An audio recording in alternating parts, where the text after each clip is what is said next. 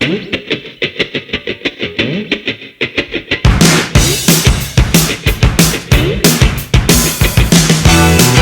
know when to go out, know when to stay in. Okay, we will start. So, hi, my name is Amy. I'm one of the care navigators at First Care Practice, and I will be hosting this webinar. Today's session is a coronavirus Q&A. We are all suffering from the effects of the coronavirus. Many of us are having to do things very differently to social distance ourselves. Some of us are in isolation or in shielding. We have decided to plan this webinar to give you an update onto the current situation. We'd like to welcome you to this webinar and would like for this to be as interactive as possible. This is one of our COVID webinar mini-series through which we will inform, support and entertain you. One of the themes that we would like to bring out is selflessness and community spirit during this difficult time. So if you have any stories and are willing to share them, please do so in the comments down below. Our guest today is Dr. Shaikh, who has been involved in helping out NHS 111 since the start of the coronavirus and is one of our main GPs at the surgery. We would like for this to be as interactive as possible, so feel free to type in your questions in the chat box or in the Q&A box, vote on other people's questions and use your thumb ups option. So let's start off with this first poll. Are you worried about being seriously ill from the coronavirus?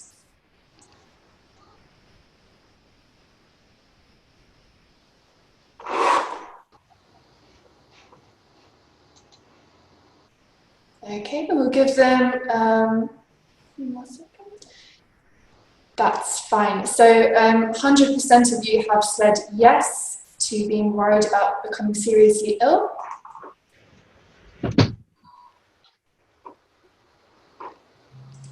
And the second poll is, do you think the lockdown is important and necessary?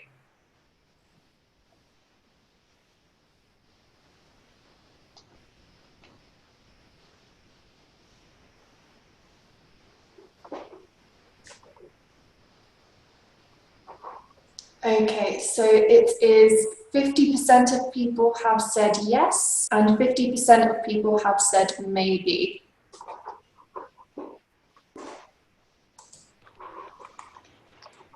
So with those feedback results, we are going to begin the webinar centered around 7 questions. Then we will take questions from all of you. Bear in mind, we may be not able to take all of your questions, so please be patient with us. So Dr. Shaikh, the first question that we have is, what is the coronavirus? Yeah, hi, Amy. Thank you for having me and for your questions. See, the coronavirus, as we know, is a virus. It's the cousin of the family of viruses called the coronaviruses. Now, an important thing that we need to understand about this virus is that it's been around for a long time. So the family of coronaviruses has been around for many, many years. They've been known to cause chest infections, upper airway infections, and tummy infections in certain animals and bird species. The coronavirus, or the COVID-19, is just a new cousin in that same family. So some of you might remember the SARS virus, perhaps, which took over in 2009, I think it was. Some of you might remember the MERS virus, the Middle East respiratory virus. And then there's the avian flu viruses and the Spanish flu viruses and the yearly flu that we have. So the coronavirus is just a new entrant in that community of what we know as RNA viruses. Okay. The second question that we have is, why is there so much talk about it in the media? Yeah, that's a good question.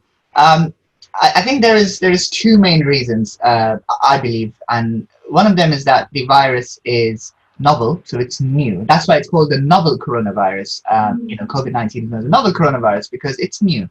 And the thing about something that's new is that we don't know everything about it. And obviously, if you don't know everything about a virus, naturally you tend to fear what you don't know. And so there's a lot of concern and interest in the virus. And any information that we develop and that we learn about suddenly becomes important and it becomes newsworthy. The other reason why the coronavirus is so talked about in the news is because it's spreading pretty quickly. We know from our experience that this virus has traveled over weeks between countries and over months between continents, and has affected a large number of people. And that's possibly one of the reasons why the media wants to talk about it, because there is so much to cover and there is so much information to be had. Okay, thank you for that. The third question that we have is, what effect does coronavirus have on the body? Yes, that is a very good question. I think the important thing for us all to understand is that the coronavirus, for more than 80% of the people that it infects, have no symptoms, or maybe they'll have a cough or a sore throat, maybe a mild fever. They might sort of feel a bit chesty, and will all settle within about a week. And that is the key thing to understand, that the majority of us will not suffer from the coronavirus.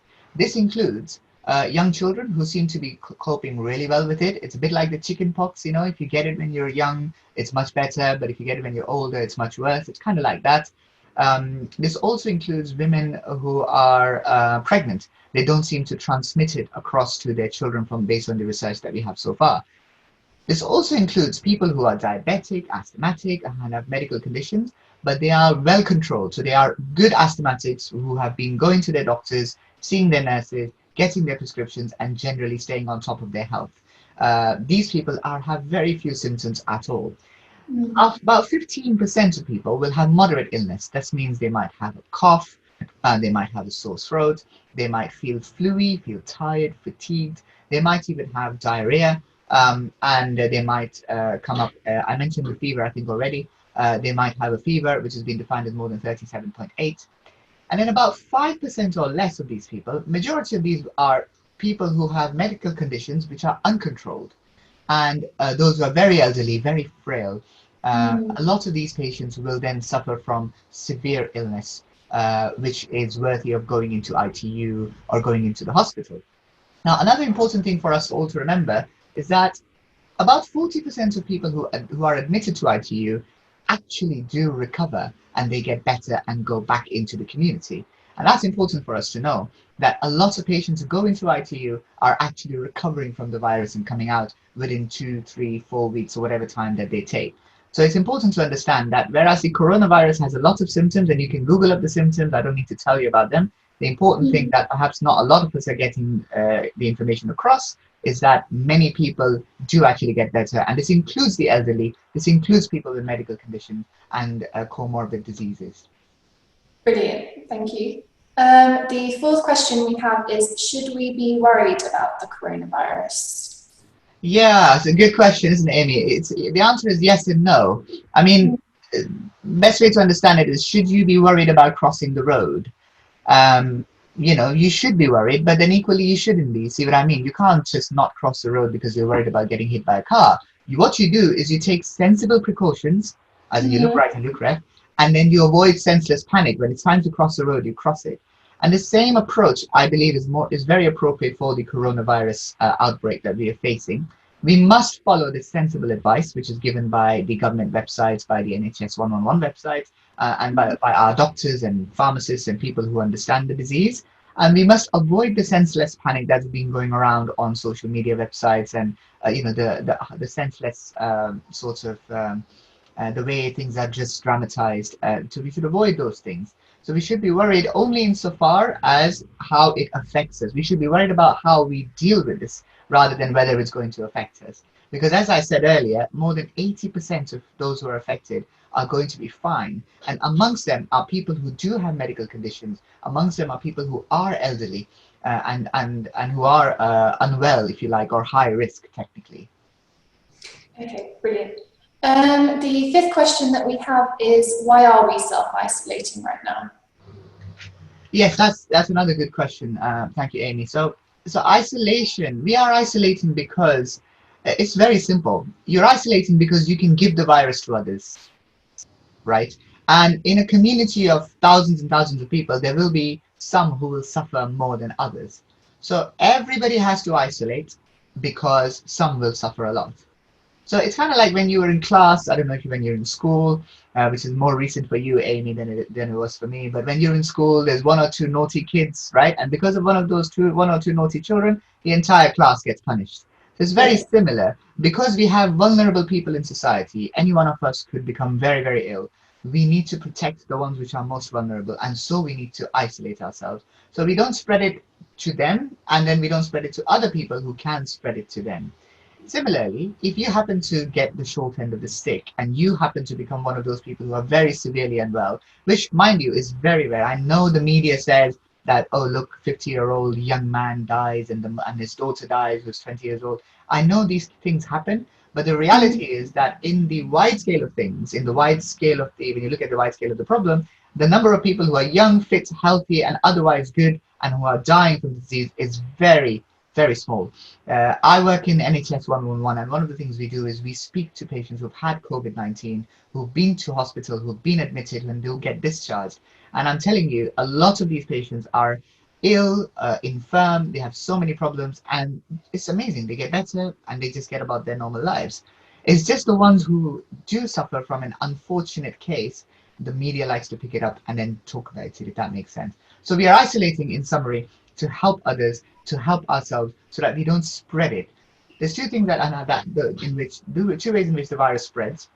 We know that it spreads through aerosol transmission. So when you speak, when you cough, when you sneeze, the virus can travel up to a distance of 2 meters, and this is why we're keeping the 2 meter gap.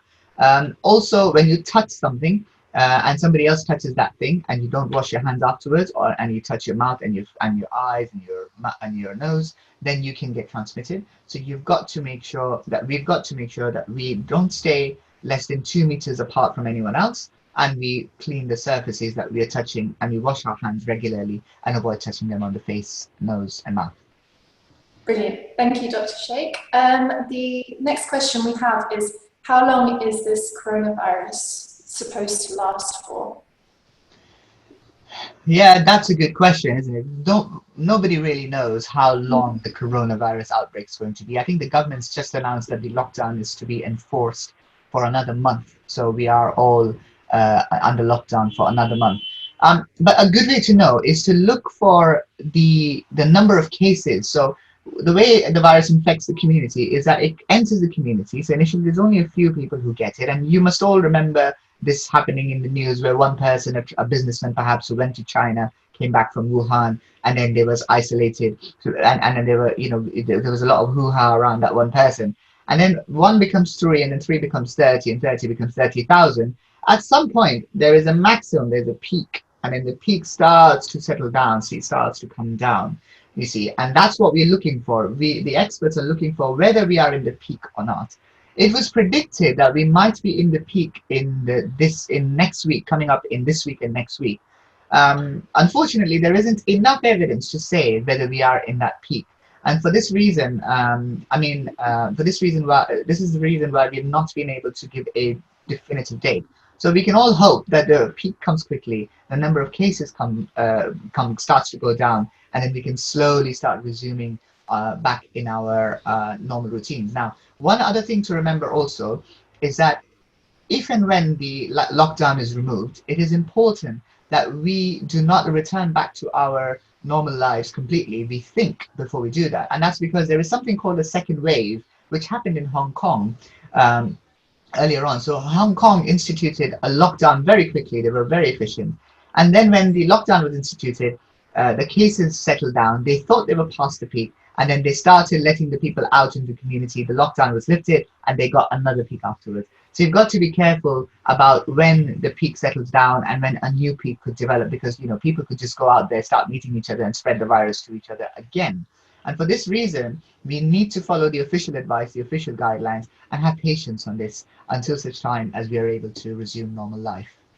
Brilliant. Thank you. One of the last questions that we had prepared was, what are some resources that we can use in terms of the coronavirus? Sure. There is a lot of information in a lot of places. My advice is to stick to what's official, stick to what is well known, stick to what is based on solid research and evidence. We have experts, people who know what they're doing, people who are on the front line, people who are seeing the patients, who are treating the patients in hospitals, in NHS 111, who have made these established guidelines. The two places to go is NHS 111. I think they're doing a tremendous job in helping patients and helping contain this epidemic, and the resources that they've got is brilliant. And the other place that you could look for is the Public Health England website. If you just go onto Google and search for Coronavirus Public Health England or Coronavirus NHS 111, you will have a lot of information. You will have enough information that you need. Then there is breaking news that you could check in the media, etc. But my advice is to take the media and the social networking websites with a pinch of salt, because there's always a little bit of truth, but a lot of spice around the truth when it comes to these websites. So it's useful to know, but my advice is not to take them very seriously. Thank you, Dr. Shaikh. We've opened it up to patients Q&A, and we do have a few questions. So the first question that we have is, can the coronavirus be spread through food? The coronavirus has been known to spread through contact over surfaces. So it depends on how the food is being handled. If you have bought some food from the shops and you've washed it and you've washed your hands, then actually there is no need for you to worry about transmission to food. So food that is cooked cannot contain the virus, cannot keep the virus in there. The virus dies if it's been boiled, or if it's subject to high temperatures. So generally, if you wash your food and if you cook it thoroughly and if you wash your hands, then you should not have to worry about the spread through food. Brilliant, thank you. The next one that I have is, can I catch coronavirus multiple times? That is a good question. So there's two things to understand here. One is that the coronavirus itself has a funny way of behaving. So it gives you a spike, it gives you symptoms at the start, then it seems to get better, then 2 weeks later you get another spike of symptoms, which is the same disease, the same coronavirus. And I actually spoke to a patient who had 3 spikes like this. So we know that the coronavirus tends to sort of get worse, then it gets better, and then gives you another bump of symptoms. They're not as bad as the first bump, but you can be a bit ill with that. Secondly, we do know that there is more than one strains of coronavirus. So technically, you could have contact with one coronavirus, and then you could have had contact with another coronavirus. Now, we know that these strains are geographically separated, which means that one strain is in one country, another strain is in another country. So it's very hard for you to get in touch with these 2 strains, but theoretically, it's possible. The advice, however, is that if you catch the coronavirus once, you have to remember that you are a carrier. So it's your responsibility to prevent other people from getting it, and try your best to do so.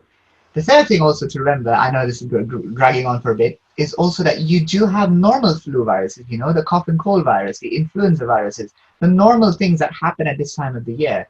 So it's very difficult to tell what you have is coronavirus or just another flu virus. So these are the things to understand. So the advice for isolation solved all these problems all in one go. So that's why my advice is not to worry about whether you can catch it a second time, rather to concentrate on protecting yourself and your family and the members of the community. Brilliant, thank you very much, Dr. Shaikh. Before we finish, we would like to know whether or not this webinar has helped you have more information. We're going to put up a poll now, just give me one moment.